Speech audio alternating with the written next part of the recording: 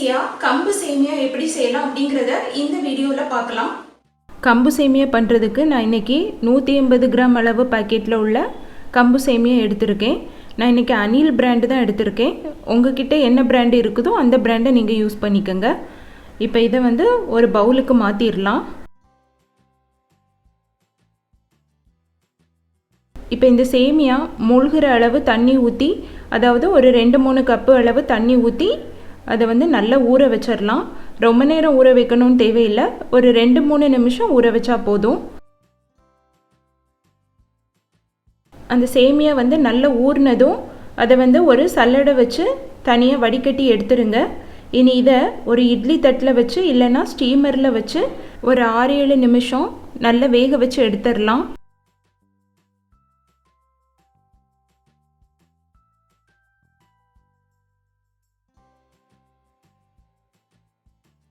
சேமியா நல்லா இப்போ குக் ஆகியிருக்கு. இனி ஸ்டவ்வை ஆஃப் பண்ணிடலாம். ஸ்டவ்வை ஆஃப் பண்ணிவிட்டு இதை வேறு ஒரு பிளேட்டுக்கு மாற்றி ஒரு ஃபோக் வச்சு இல்லைன்னா ஸ்பூன் வச்சு நல்லா அதை பிரித்து விடுங்க. அப்போ தான் நமக்கு அந்த சேமியா நல்ல உதிரி உதிரியாக வரும். இந்த வேக வச்ச சேமியா ஆறுறதுக்குள்ளே நம்ம கம்பு சேமியா செய்கிறதுக்கு தேவையான காய்கறிகளையெல்லாம் ரெடி பண்ணிடலாம். சேமியா கூட சேர்க்குறதுக்கு நான் ஒரு 1/4 கப் அளவு பொடியாக நறுக்கின கேரட், அப்புறம் ஒரு 1/4 கப் அளவு பொடியாக நறுக்கின பெரிய வெங்காயம், ஒரு 1/4 கப் அளவு பொடியாக நறுக்கின பீன்ஸ், கூடவே ஒரு பச்சை மிளகாயை இந்த மாதிரி பொடியாக நறுக்கி வச்சுருக்கேன். உங்கள் வீட்டில் குழந்தைங்க இருந்தாங்கன்னா நீங்கள் பச்சை மிளகாய் சேர்க்க வேண்டாம். அப்புறம் ஒரு 1/4 கப் அளவு ஃப்ரெஷ்ஷாக உள்ள பச்சை பட்டாணி, கூடவே தேவையான அளவு கருவேப்பிலை, இதெல்லாம் எடுத்திருக்கேன். இந்தந்த வெஜிடபிள் தான் எடுக்கணும்னு தேவையில்லை, உங்களுக்கு பிடிச்ச வெஜிடபிளை நீங்கள் இதில் சேர்த்துக்கங்க. இனி ஒரு பேனில் ஒரு டேபிள் ஸ்பூன் அளவு தேங்காய் எண்ணெய் சேர்க்கலாம். எண்ணெய் காஞ்சதும் அதில் ஒரு 1/2 டீஸ்பூன் அளவு கடுகு வெடித்ததும் கூடவே ஒரு 1/2 டீஸ்பூன் அளவு கடலைப்பருப்பு, கடலைப்பருப்போட கலர் லைட்டாக பொன்னிறமானதும் அதில் பொடியை நறுக்கி வச்சு வெங்காயத்தை சேர்க்கலாம். வெங்காயத்தை சேர்த்து ஒரு 1-2 நிமிஷம் நல்லா வதக்கிடலாம்.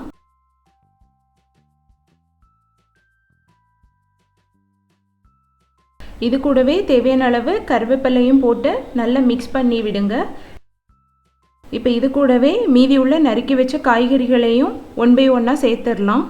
ஃபஸ்ட்டு பச்சை மிளகாய், அப்புறம் கேரட், அப்புறம் பீன்ஸ், லாஸ்ட்டாக பச்சை பட்டாணி எல்லாத்தையும் சேர்த்து அந்த எண்ணெயில் ஒரு மிதமான சூட்டில் வச்சு நல்லா ஒரு 2-3 நிமிஷம் நல்லா அதை ஃப்ரை பண்ணி விடுங்க.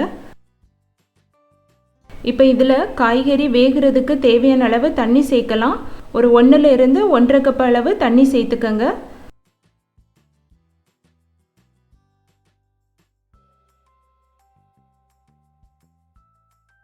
தண்ணி சேர்த்து நல்லா மிக்ஸ் பண்ணிவிட்டு இது கூட ஒரு சிட்டிகை அளவு மஞ்சள் பொடி, இது ஆப்ஷனல் தான், நான் கலருக்காக சேர்க்குறேன். உங்களுக்கு மஞ்சள் பொடி சேர்க்க வேண்டாம் அப்படின்னா ஸ்கிப் பண்ணிடுங்க. கூடவே தேவையான அளவு உப்பு எல்லாத்தையும் சேர்த்து நல்லா மிக்ஸ் பண்ணி விடுங்க. இப்போ இந்த காய்கறிகள்லாம் ஒரு 4-5 நிமிஷம் நல்லா வேகட்டும். உங்களுக்கு எந்த அளவு குக் ஆகணுமோ அந்த அளவு நீங்கள் வேக வச்சு எடுத்துக்கோங்க.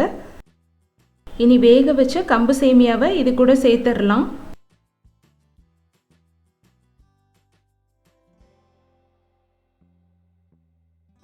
இந்த கம்பு சேமியாவை போட்டு காய்கறிகளோட நல்லா கலந்து விட்டுருங்க.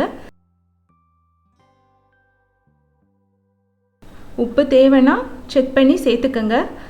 அவ்வளோதான், நல்ல சுவையான ஆரோக்கியமான கம்பு சேமியா ரெடி பண்ணியாச்சு.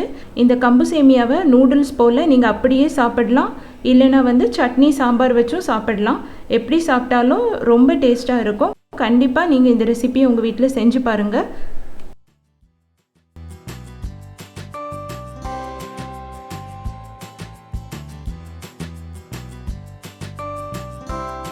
அவ்வளோதாங்க, கம்பு சேமியா எப்படி செய்யலாம் அப்படிங்கிறத பார்த்தோம். இந்த வீடியோ உங்களுக்கு பிடிச்சிருக்கும்னு நம்புகிறேன். இந்த வீடியோ உங்களுக்கு பிடிச்சிருந்ததுன்னா லைக் பண்ணுங்கள், ஷேர் பண்ணுங்கள். மறக்காமல் குமரி ஸ்பெஷலுக்கு சப்ஸ்கிரைப் பண்ணுங்கள்.